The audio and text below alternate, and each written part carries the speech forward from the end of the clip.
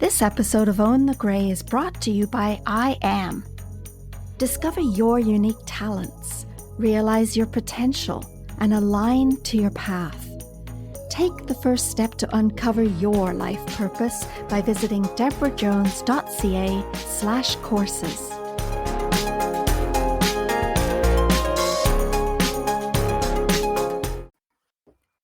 Your value doesn't decrease based on someone's inability to see your worth. This quote by motivational teacher Zig Ziglar is something for every divorcee to remember. Kelli Calabrese is a divorce recovery coach who takes a spirit, mind, body approach to help you redefine yourself to live an extraordinary, what she calls bonus life, filled with peace, joy, gratitude, self-love, and celebration. Kelli tells us that her approach to healing from divorce isn't like anything else you'll find. She's created an 8-week program based on what she needed when she was where you are now. Divorce is a difficult process to go through, but there are active steps that you can take to start the process of healing and rebuilding your life today. Welcome to Own the Grey, a podcast to dispel the notion that aging is undesirable and setting new positive attitudes. I'm Deborah Jones, and I believe you can be vibrant and healthy throughout the best years of your life. So Kelli, you're a divorce recovery coach, and I think that's an awesome title and something that I think a lot of people will be attracted to, just the words of it. And taking a look at your bio, you're 50-something, something turned your experiences into tools and resources even for others. So do you want to share with us a little bit about why you do what you do and how you show up in the world? Absolutely. Well, from the pain comes purpose. And I have always been involved in health, fitness, nutrition, and wellness. In fact, for 35 years, I've been a clinical exercise physiologist. I've been blessed to do so many things. I've owned and operated health clubs, managed corporate fitness centers. I wake up every day wanting people to be well. I hate illness. I hate lack. I hate disease. I hate poverty. And it has never felt like a job for me. I just want everyone to be the best that they can. And so my vehicles have always revolved around the physical part, but I also took a mind, body, and spirit approach to well-being. After 24 years, my husband came home and he said, my commitment to our marriage is 0. And that was my thing. That was the turning point that really floored me, took me to my knees, emptied me out, made me question everything about my life. Up to that point, I really thought I had it all together. So I went on this 3-year healing sabbatical where I was determined to figure it out. And I did all the things. I went to divorce recovery. I was in Bible study, prayer groups. I was reading the books, watching the TED Talks, listening to the sermons. I was at the retreats, the conferences. I mean, I had to do something to make this pain stop, to never repeat this. And I ultimately wound up putting together the program that I wished I had after. So that's really what started my journey. Yeah, I took a look at that program and it's quite diverse. And what I thought about when I was looking at all the things you do is it really is a holistic way of approaching a situation and turning it around and making the most of it.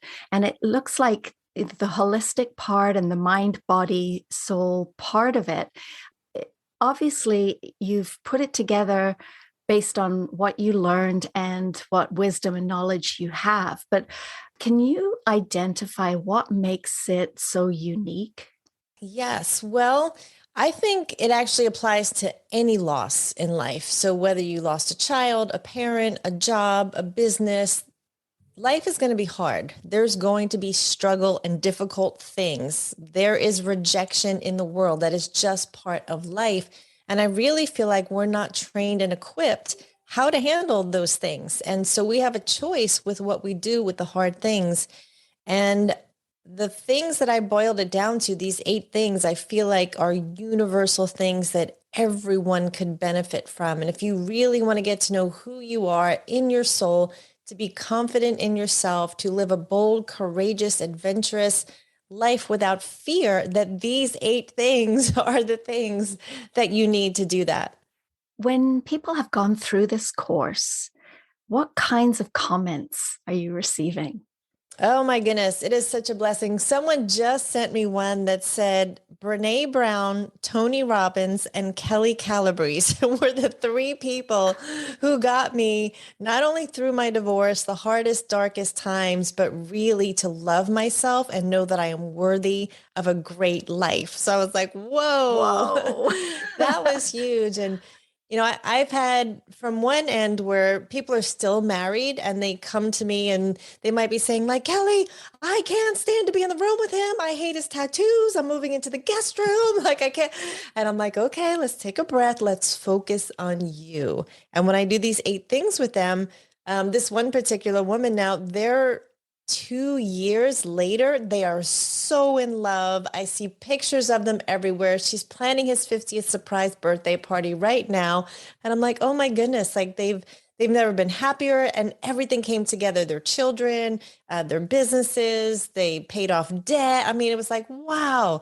And then I have people who are 7 years post-divorce who were still stuck and stopped in that same place of I'm not lovable. I keep attracting the same addictive type man. And now one of them actually took the whole year off from dating. And it was just a year in January. And I just had another conversation with her. And she's like, I am just so whole and I feel equipped and filled with joy. I didn't need or have a man all year. But now if he comes, I feel like I'm ready to attract the right man but I don't need it. So it's like, wow. So it's just so incredible to hear these kinds of testimonials. Wow, that must make your heart sing for sure. Yes.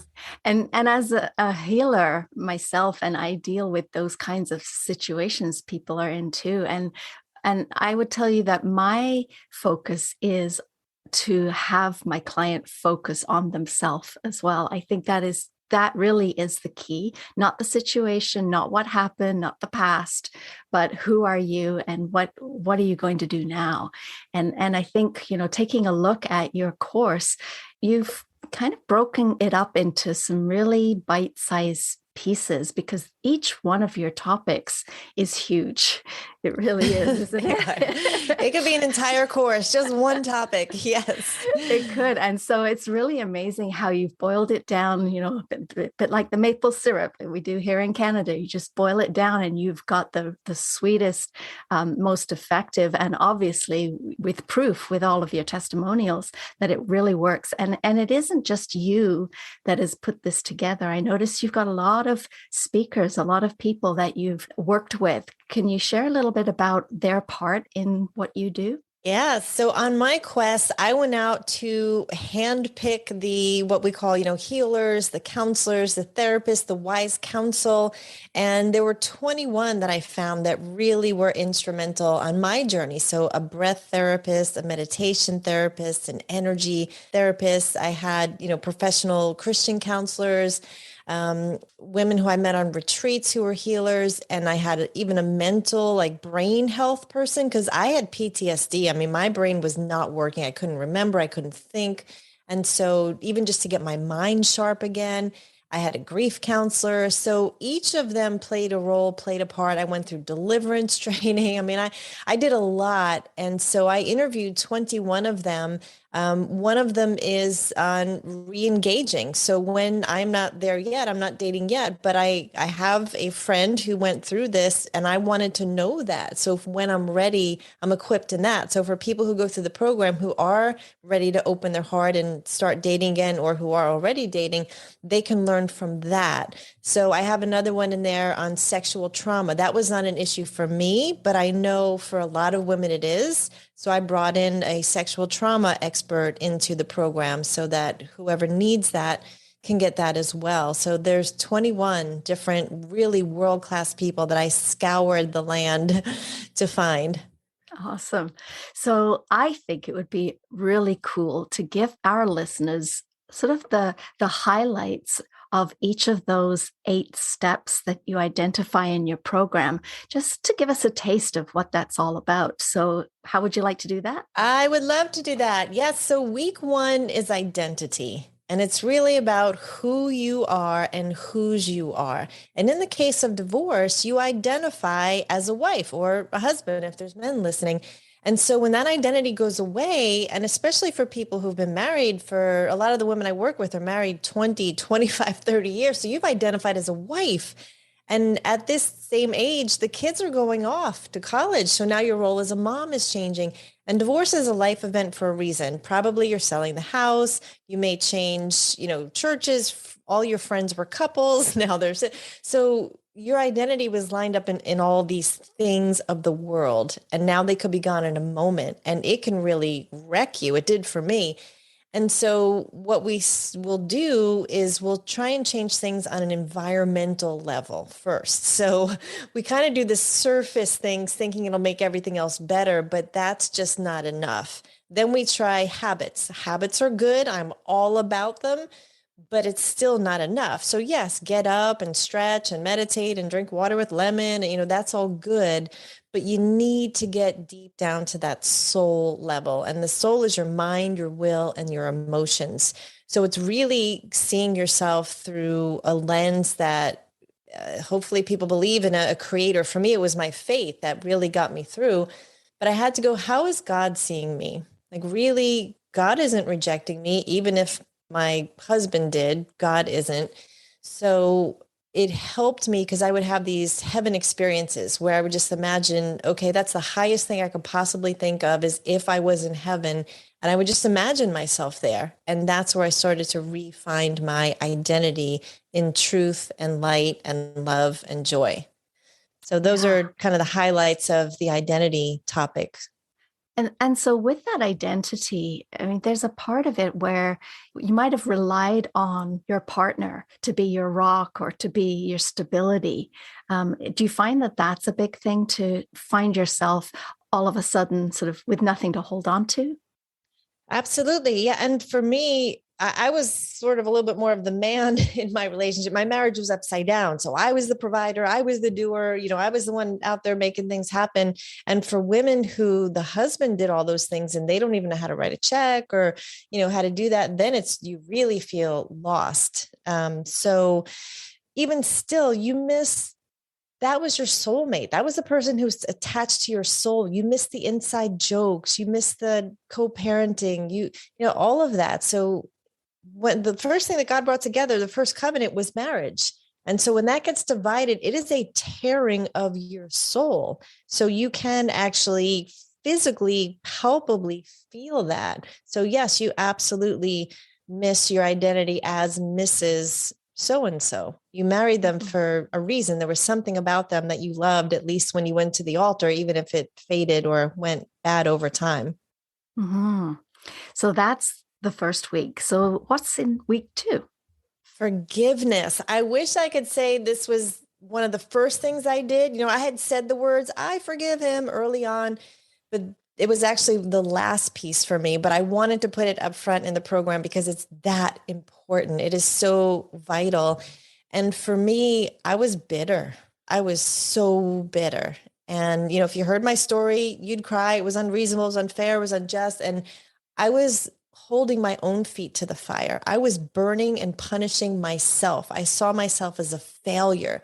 And I really thought that the forgiveness was for him. And what I found was it was way easier to forgive my former husband, who was, re-engaged within a month of our divorce and remarried immediately after, than it was to forgive myself. And so when I did that, again, I could feel that forgiveness. I could feel the freedom like lift off of my body. And I took it a step further. One of the highest levels of forgiveness is to forgive the person in the area that they hurt you. So for my former husband, I can say, I bless him and his new wife. I wish them no harm till death do they part. May they complete each other. I really, really say that with complete sincerity. I have no ill feelings towards him. And I also bless myself, and I don't hold myself, accountable for the past. It is done. There's nothing I can do about it. I can learn from it. But then an even higher level is to live a life of pre-forgiveness. And that's where you go out pre-deciding that you're not going to be someone who's easily offended.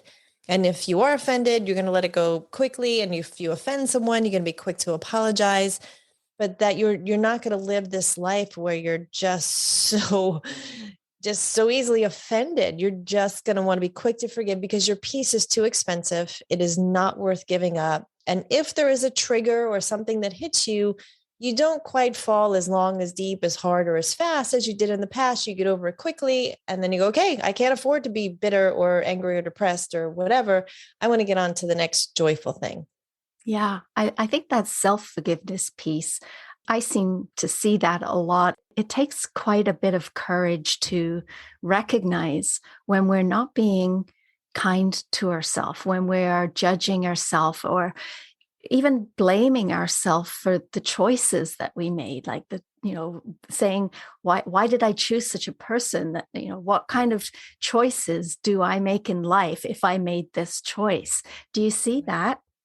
Yes, I somehow attracted that, and I don't want to do that again. Yeah. So changing the narrative and changing your viewpoint sounds like that week 2 is a lot to do with that as well. Yes. And so week 3, what's that all about? Renewing your mind. So what happens is we stay so stuck in the past, and we're really living in regret and guilt and shame when we do that.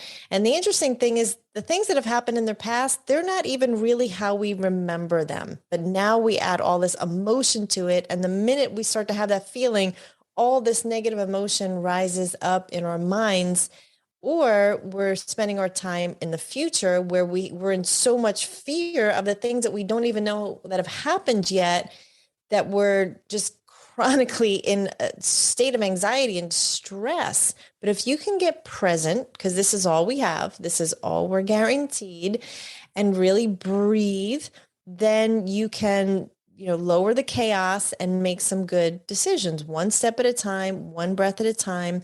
So it's about renewing your mind from the past and also starting to get excited about your future, getting hope for your future, starting to imagine what your future can be like, and then working backwards from there.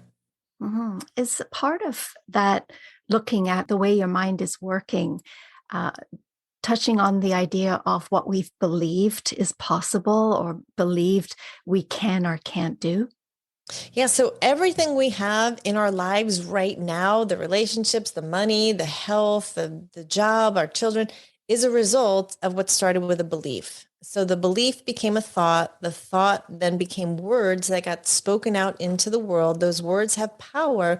When those words are done habitually, they become a habit. That habit then becomes your character, and that character becomes your identity. So it all started way back with a belief. So the great news is you can change your beliefs or not. We have the choice. So if you want new things, you have to believe differently. And that involves change, and that involves courage and resilience. But you have to do something different to get a different result. 95% of what we do after the age of 35 is habitual. Just people just hardly change at all once they hit, a stride of adulthood. Yeah, I always say a belief is just a story you tell yourself over and over again. And so if you Yes. don't like where it's headed, you just tell yourself a new story. And that's, I guess, where affirmations come in, isn't it? Affirmations are powerful. They are part of my program. I have a healing guide that goes along with the program. So each week, that's what the affirmations would be on. So on the Renewing Your Mind week, all the affirmations have to do with that.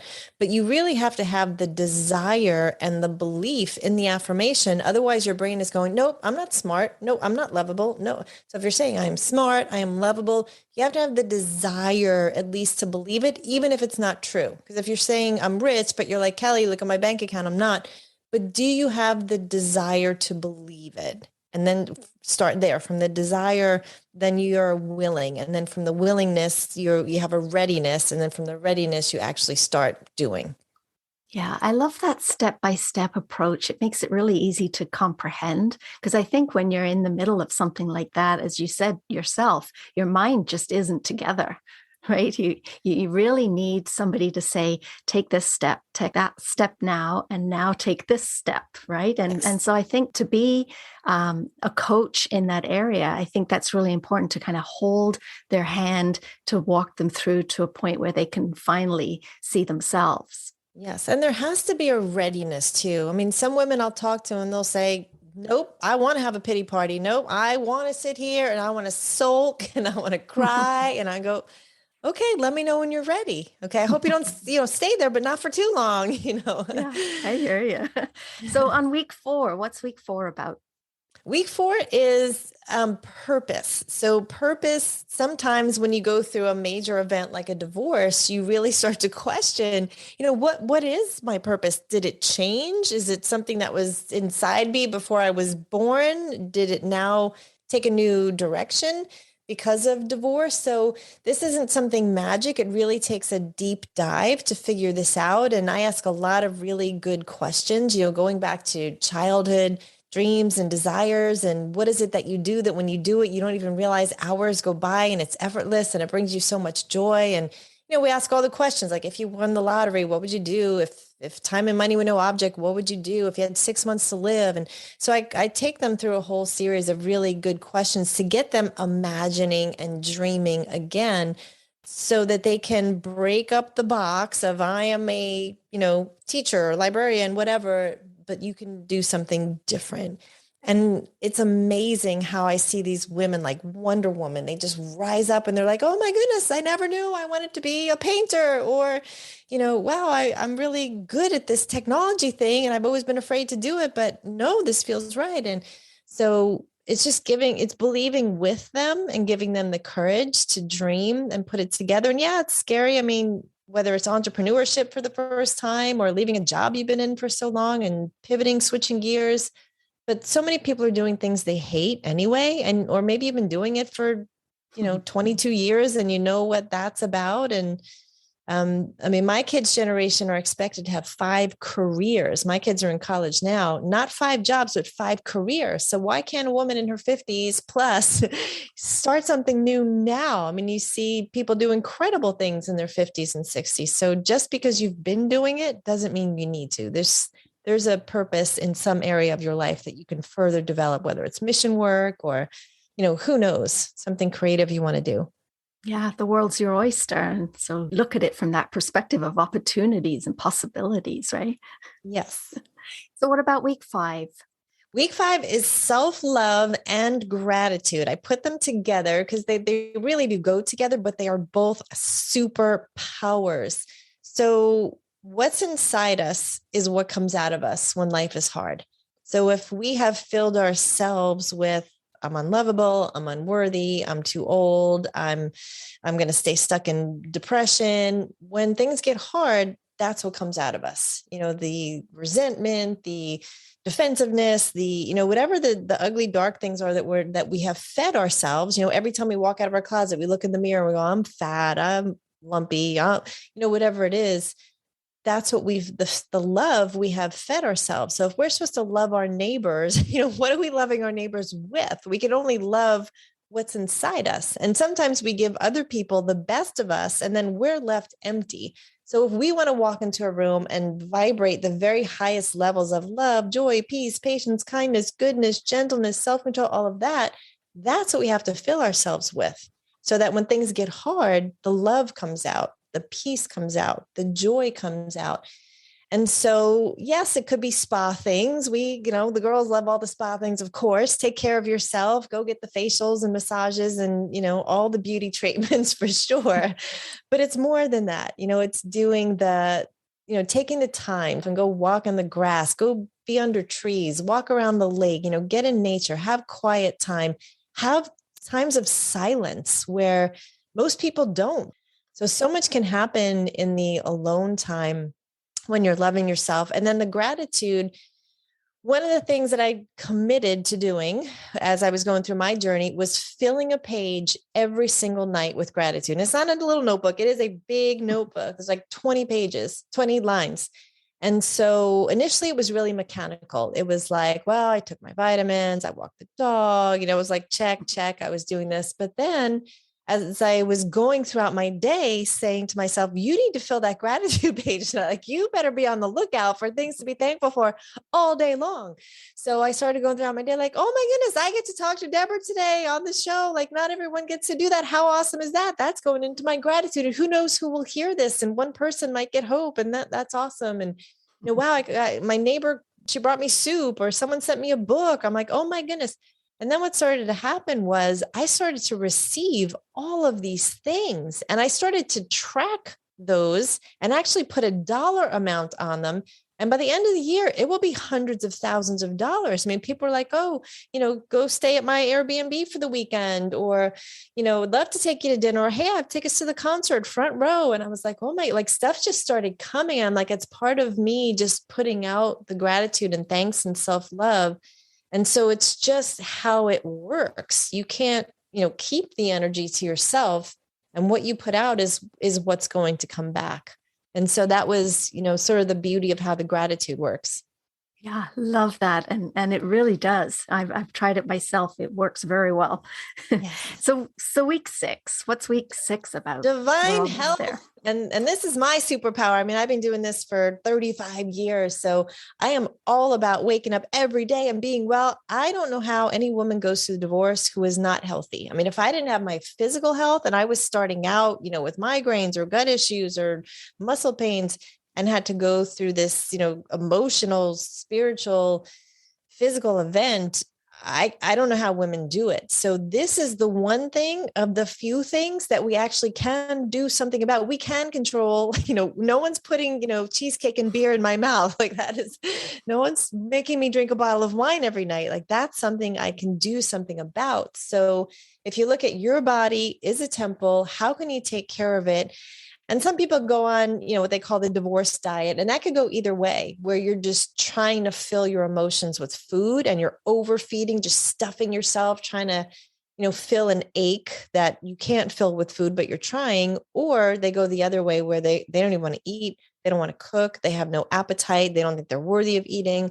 They'd get a sick stomach if they ate. So we want to ultra nourish your body. And so it is, the sleep and the hydration and the physical fitness part as well. So the meditation, so everything to have you as healthy and as well as possible. And, some people look even better after divorce, where now they have this brightness and this glow. And there's a lot of great things to this season of your life. If you can really look at, wow, what's good about this? Well, my schedule's kind of my own right now. Like, I can get up when I want and go to bed when I want and go to the gym when I want and buy the foods that I want. And so you could be in the best shape of your life right now. Like, why would you not want to look good and sexy just for yourself? So that, divine health is a fun chapter for me.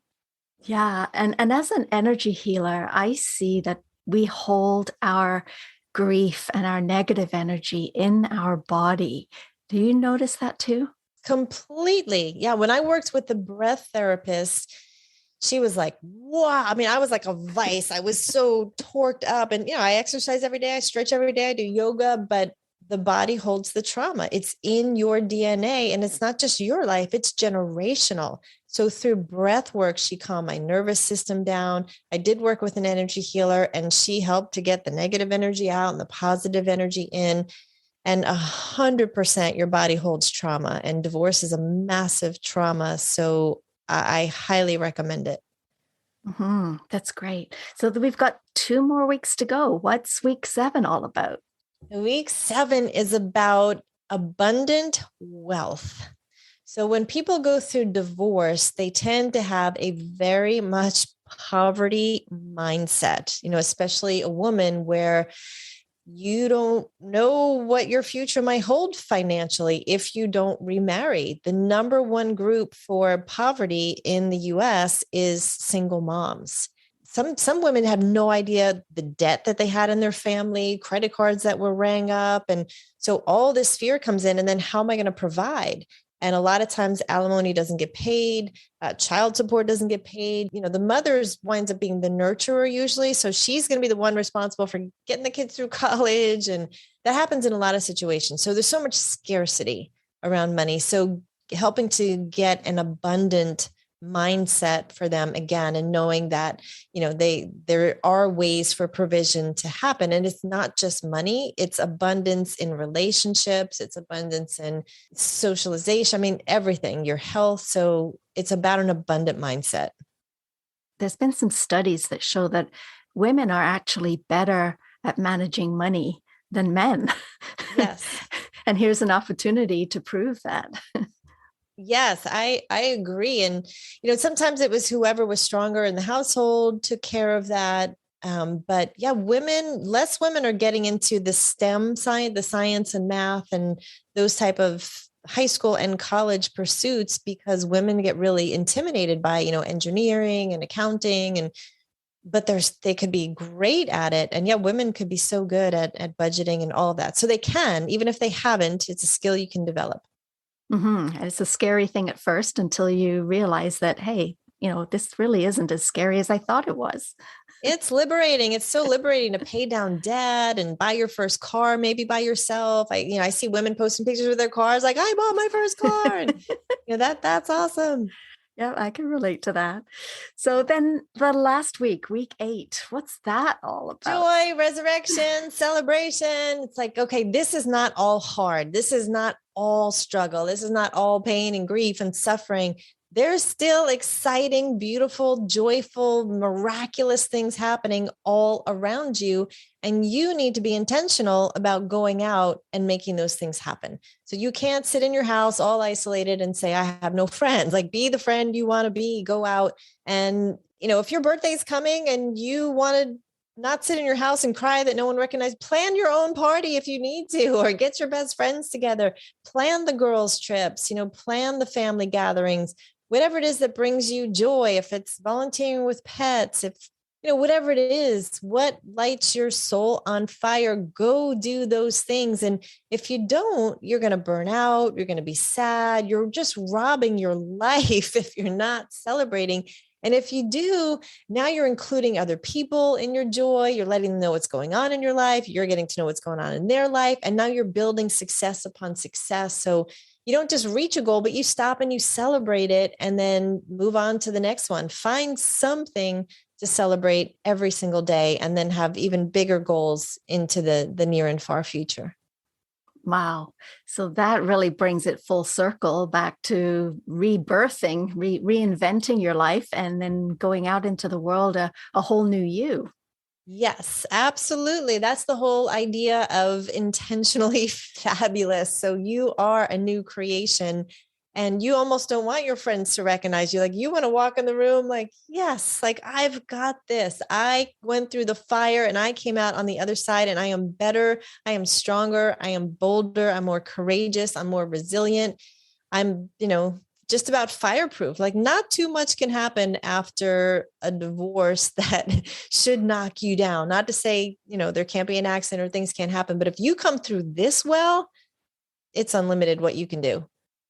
That's beautiful. And so you called this program Intentionally Fabulous, single redefined. And so when people go to your website and intentionallyfabulous.com, and I'll put a link in the show notes, what are they going to find there? Well, they can find information about the program, and it's really about transformation more than information. Yes, the information is there. The program is very robust. It is an 8-week program, but you have it for life.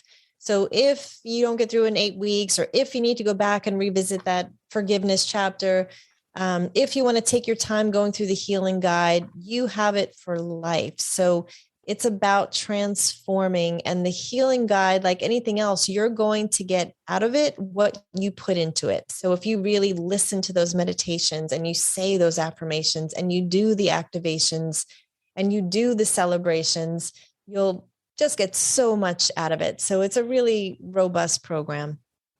Yeah. And you've got a lot of different offerings. You've got resources.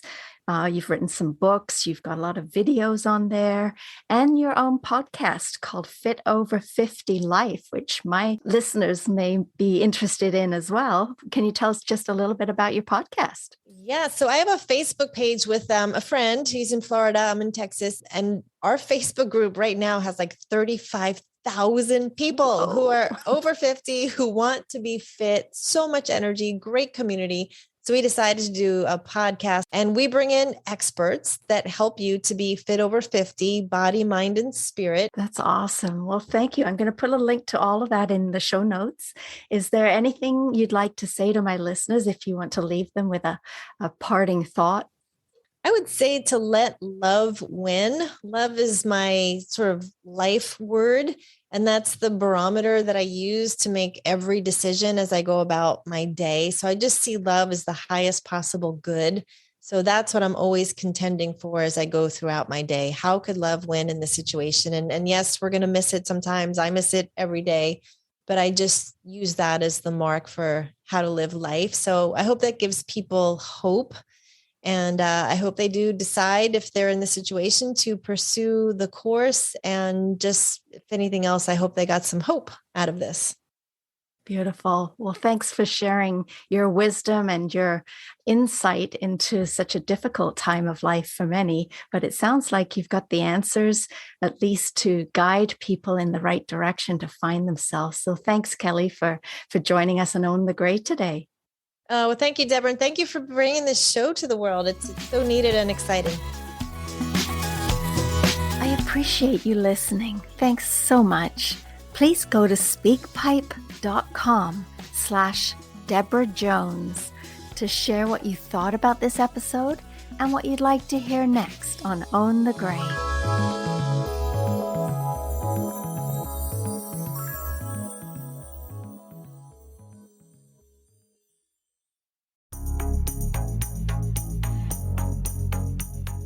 This episode of Own the Gray is brought to you by I Am. Discover your unique talents, realize your potential, and align to your path. Take the first step to uncover your life purpose by visiting debrajones.ca/courses.